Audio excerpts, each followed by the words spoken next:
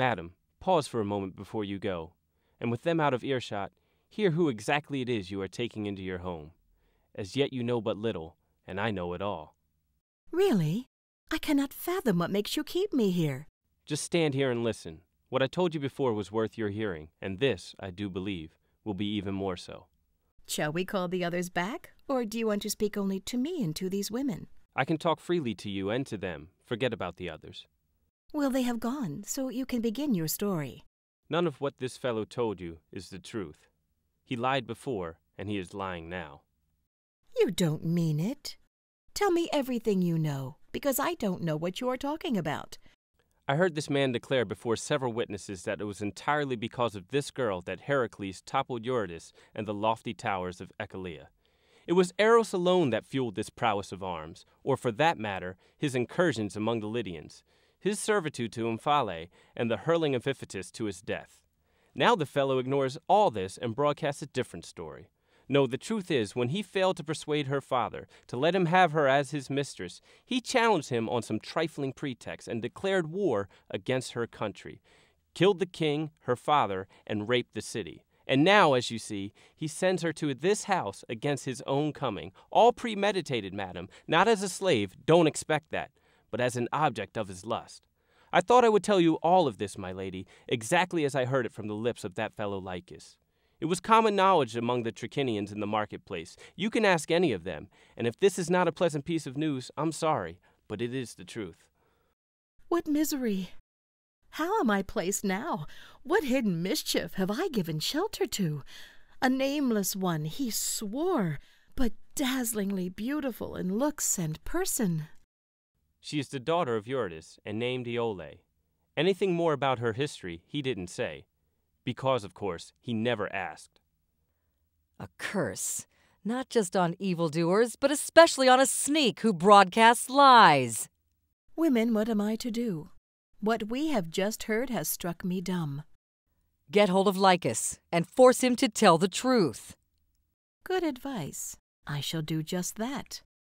And the rest of us? Shall we stay here? Stay, because without my summoning him, the man is coming out. Madam, what am I to say to Heracles? Give me instructions, because, as you see, I am leaving. Why the hurry? After all the time it took you to come here, we haven't had a chance to talk. Well, here I am, at your disposal. And are you ready to tell the honest truth? Zeus Almighty, of course I'll tell you all I know. Then who is the woman that you brought? She comes from Euboea. I don't know who her parents are. Look, man, do you realize to whom you speak? What a question to ask! And if you've got any sense, you'll answer it. I'm speaking to the reigning Dianara, if I can believe my eyes, the daughter of Aeneas, wife of Heracles, and my mistress. Exactly. So you say she is your mistress? Quite right. Right, you say? Then what do you think would be the right punishment if you are caught not being right with her? What do you mean by right? Is this a riddle? Not at all. You are the riddle. I am going. It was stupid of me to listen to you. Going you are not, until you have answered a simple question. Spill it out. You are not lost for words. The captive girl you led into the house. Do you know about her?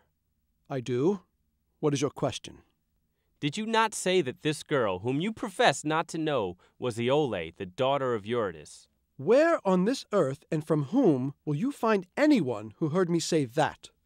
From a number of citizens. In the very center of the marketplace, quite a few Trachinians heard you say it. Yes, but I said I heard it. That is not the same as saying one thinks it's true. Think? Did you not say on your word of honor that you had brought her as a mistress for Heracles? A mistress? Dear God, madam, who is this stranger? There was someone there who heard from your own lips that it was his craving for this girl, and nothing to do with the Lydian woman, that made him sack the city. Madam, send the man away. To bandy words with someone sick in the head is not logical. For the love of Zeus, who strikes lightning through the glens of Oetta, do not cover up the truth. You are talking to a woman who is neither perverse nor ignorant of the ways of men, and who knows the inconsistency of the human heart. Anyone who has a boxing match with Eros is a fool. The god of love does exactly what he likes, even with the gods. If he rules me, then why not another woman in the same way? To blame my husband for succumbing to lovesickness is sheer nonsense, any less than blaming her, who hasn't shamed or harmed me in the least. Of course not. But if you are carrying out his instructions to lie, then you have embarked on a dishonest course, in which if you have made headway, and you cannot claim to be an honest man without being a thorough scoundrel. Come now, tell me the truth. No free man wants to be labeled a liar. Moreover, you are bound to be found out because you talked to a lot of people, and they will tell me. You ought not to be afraid, because if it is not knowing the truth that disturbs me, what is so awful about knowing it? After all, Heracles has slept with many women, and never once have I reviled him, least of all would I in this one, even if he were eaten up with passion. I was overwhelmed with pity when I saw her. Her beauty had undermined her life, and it was not her fault, poor creature. Not her fault that she had plunged her country into ruin and slavery. All of which is mere words in the wind, except just this. With others you can lie your head off if you like, but with me you must always tell the truth. You had best listen to what my lady says, and you will never come to regret it. And you will earn our gratitude as well. Very well, dear mistress, seeing your mortal tolerance for mortality, I shall tell you the whole truth, concealing nothing. Yes, it is just as this fellow says. One day an ineluctable lust for this girl swept over Heracles, and it was for her that he smashed down her native city of Ocalia. To give him credit, he never told me to deny this or hush it up. It was I myself, mistress, who did wrong, if any of this is wrong, afraid the news would wound you to the core. And now that you know the whole story, both for his sake and your own, show compassion for the woman, and abide by the sentiments you expressed about her, because the strong man, who has conquered all and sundry, has been brought to his knees by his fever of desire for this girl. That is precisely what I think and shall act upon. I do not intend to succumb to the malady of grappling with the gods. That is not my character.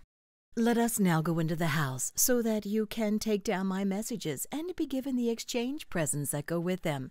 It would not be right for you to return with empty hands, after all the toil of bringing so large a party here.